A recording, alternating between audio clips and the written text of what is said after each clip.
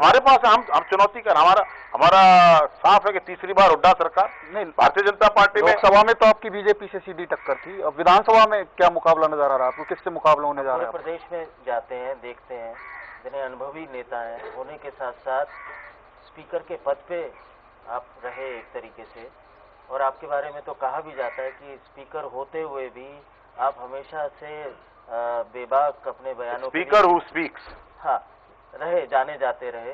और स्पीकर के पद पे भी आपका अंदर का कांग्रेसी कभी खत्म नहीं हुआ, ये भी आपके। मैंने कहा है कि मैं अंदर से कांग्रेसी हूं, कुछ लोग कांग्रेस में हैं और मेरे अंदर कांग्रेस है, ये फर्क है।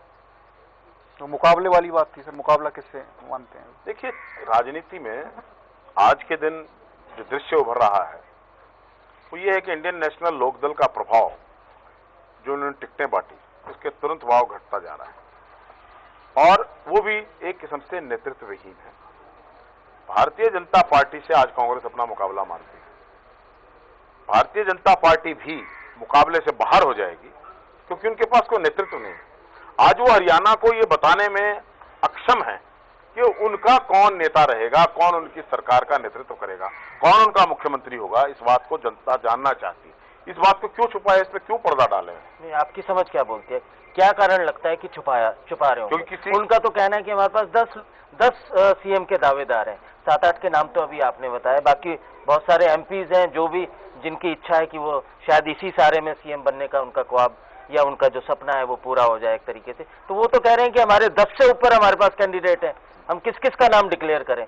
आपकी समझ क्या बताती है, राजनीतिक समझ, तो क्या कारण है क्यों नहीं डिक्लेयर? जिन 5 प्रदेशों में उनके पास एक चीफ मिनिस्टर का कैंडिडेट था, वहां और नेता नहीं थे। वसुंधरा राजे के मुकाबले में गुलाब चंद कटारिया राजस्थान, उसमें मध्य प्रदेश के अंदर हर जगह नेता थे। सक्षम नेतृत्व अगर उनके पास था फिर भी उसको नेता। आज हरियाणा में भारतीय जनता पार्टी के पास कोई ऐसा चेहरा नहीं है जो कालका से नारनौल और सिरसा से सोनीपत तक वोट मांग सके।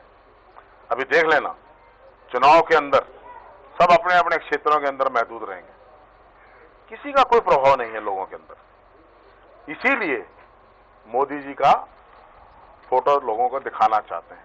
अरे मोदी जी की 3 महीने में सरकार की असलियत लोगों के सामने आ गई है। पर कुलदीप जी, आपको लगता नहीं है कि बहुत जल्दी अभी 3 महीने में किसी केंद्र जैसी सरकार को, राज्य की भी नहीं, केंद्र की सरकार को इतनी जल्दी ये सर्टिफिकेट देना कि वो फेलियर हो गई है, ये कहीं ये इनजस्टिस नहीं होगा? ठीक है, आपकी बात ठीक है। एक राजनेता के नाते ये बात ठीक है कि it is too early to जज। और मैं तो, और बीजेपी की सरकार तो 5 साल के लिए बनी है, चलेगी भी।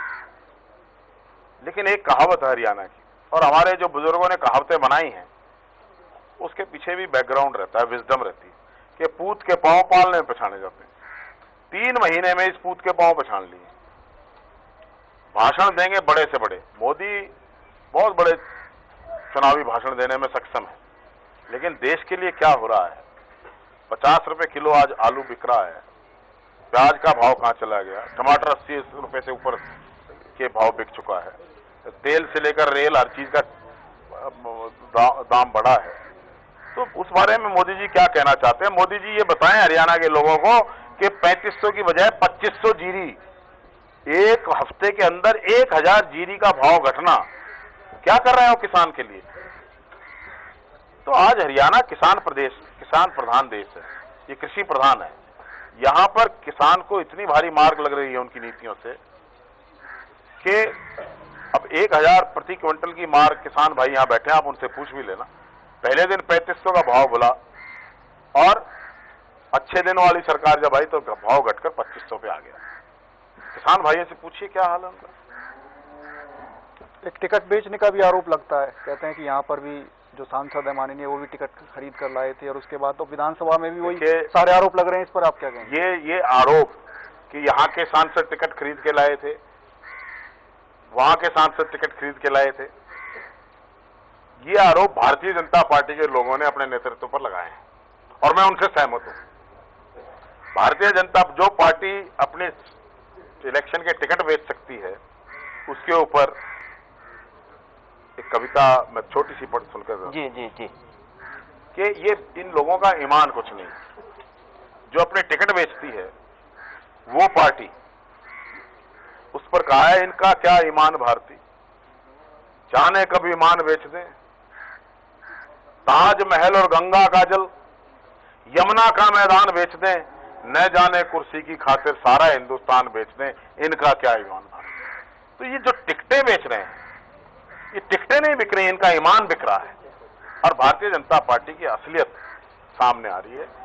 आज 42 टिकटों में से 18 टिकटें ऐसे लोगों को दी गई हैं जो कल तक कांग्रेस के साथ थे, पार्लियामेंट्री चुनाव में कांग्रेस के साथ थे, और पार्लियामेंट्री चुनाव के बाद जब पार्लियामेंट में बीजेपी जीत गई तो वो चल गई। तो डिफेक्टर्स, जो पार्टी में जो डिफेक्ट आ गया है, it is because of the defectors those have come in BJP. तो भारतीय जनता पार्टी का कांग्रेसीकरण हो गया है किस्म। ये तो अच्छी बात है सर, कांग्रेस की सरकार बनेगी तो भी कांग्रेस की, बीजेपी की बनेगी तो भी कांग्रेस की। ये जो लोग हैं, ये जो लोग इसमें घुस गए हैं, ये वहां कितने दिन टिकेंगे? आपके तो दोनों हाथ में लड्डू है, अगर कांग्रेस की बनती है तो बनती ही है, और बीजेपी की बनती है वहां भी कांग्रेस के है। मैं ये कह रहा हूं, जो उनका नारा ये है कि कांग्रेस मुक्त भारत की रचना करेंगे। कांग्रेस मुक्त भारत बनेगा कि नहीं बनेगा, लेकिन बीजेपी कांग्रेसियों के द्वारा युक्त हो गई है। ये आरोप तो बीजेपी पर है, लेकिन कांग्रेस पार्टी और उसकी 10 साल की सरकार पर भी कई आरोप हैं। सबसे बड़ा आरोप है भेदभाव का, कि हुड्डा साहब ने विकास केवल रोहतक, और रोहतक से अगर वो निकला भी तो सोनीपत में आकर खत्म हो गया, इसके इधर उधर विकास नहीं में हुआ। आप सहमत हैं कि वाकई सरकार ने एक खास नजरिए से काम किया, विकास जिस नारे को लेकर आप लोग चुनाव में जा रहे हैं, और ये विश्वास है कि तीसरी बार हमारी सरकार सोनीपत तो आपका इलाका क्या लगता है यहाँ विकास हुआ है सोनीपत में? देखिए, हमारे विरोधी दलों द्वारा तो ये प्रचारित किया ही गया है।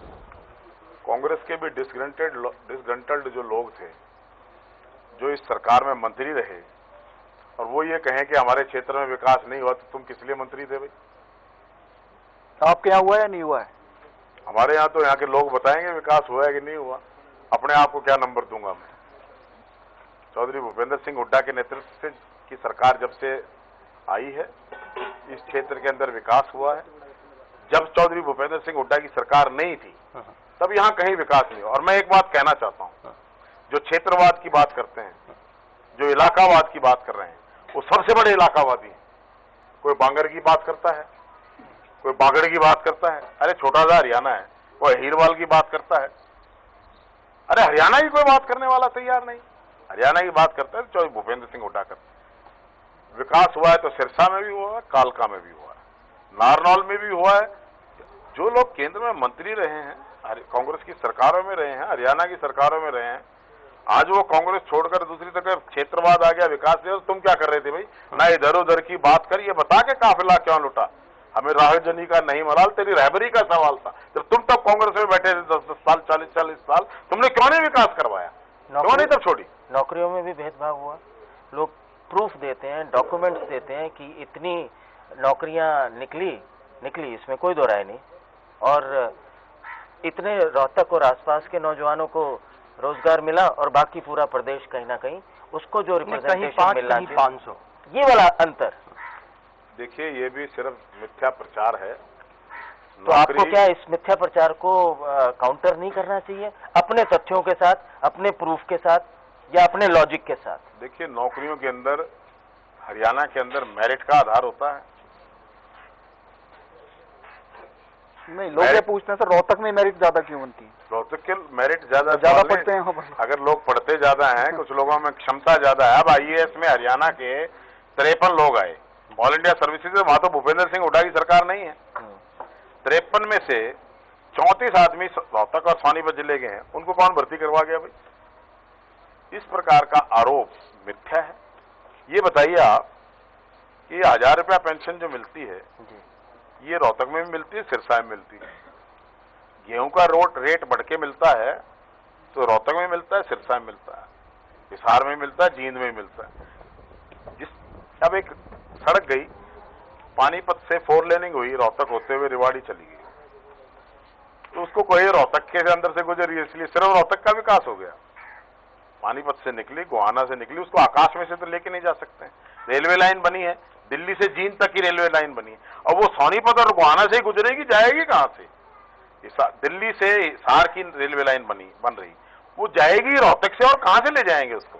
तो कहते फिर रोहतक में मेट्रो फरीदाबाद में बनी है, सोनीपत में तो नहीं बनी।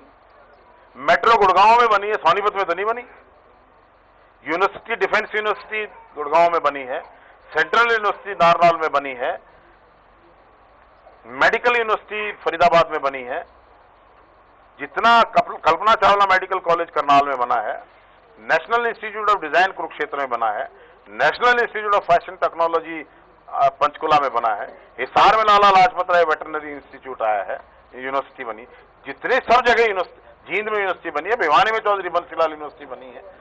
विकास तो सब लोगों का हुआ है। चलिए सर, ये तो विकास का दावा है, नहीं, कुछ लोगों का स्वयं का विकास का दावा, स्वयं का विकास नहीं हो, वो अपने विकास की बात कर रहे हैं। नहीं, चौटाला क्षेत्र से कुछ नहीं, चौटाला साहब ने सर इसी में से, इसी में शक्ति मैं कहना चाहूंगा, ये भी चर्चा रहती है राजनीतिक गलियारों में भी और वैसे भी, कि हुड्डा साहब के राज में चाहे वो विपक्षी हो चाहे वो सबने मौज की है मतलब सबका ख्याल रखा है उन्होंने, सबका, चाहे विपक्ष वालों ने भी, भारतीय जनता पार्टी के भी हैं जो, या बाकी उनका भी है, सबने मौज की और सब छोड़ के चले गए लगभग जब उनका वक्त आया। हाँ, तो भूपेंद्र सिंह हुड्डा जी ने पानीपत की रैली में कहा तो है कि कुछ मलाई खोर और मलाई मार थे, वो चले गए, राज के अंदर 7-10 साल तक बने रहे और फिर ऐन मौके पर छोड़कर चले गए, क्योंकि वो ये लोग, अगर कहीं ऐसा एहसास होता है कि नहीं हमसे गलती हो गई, या कई बार होता है इस तरीके का, अगर तो क्या ये लोग अगर वापस आना चाहें या वापस आते हैं तो कांग्रेस का क्या स्टैंड रहने वाला है इसमें? ये कांग्रेस के